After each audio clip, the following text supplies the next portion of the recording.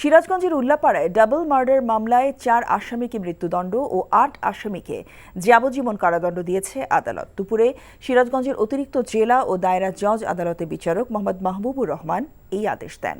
মৃত্যুদণ্ডপ্রাপ্তরা হলেন হাসানুর রহমান হাসু, মোহাম্মদ কাউসার আলী, মোহাম্মদ মোয়াজ্জেম হোসেন রিন্টু ও জাহিদুল ইসলাম জালিম। 2017 সালের 21 জানুয়ারিতে সাইফুল ইসলাম, তার ভাই সোনা মিয়া, আবুল কালাম, মকবুল হোসেন সহ অন্যরা বাড়িতে বসেছিলেন।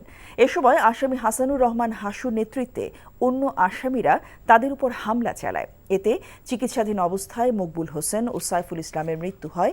এই ঘটনায় নিজামুদ্দিনের ছেলে শহীদুল ইসলাম বাদী হয়ে 51 জনকে আসামি করে হত্যা মামলা দায়ের করেন।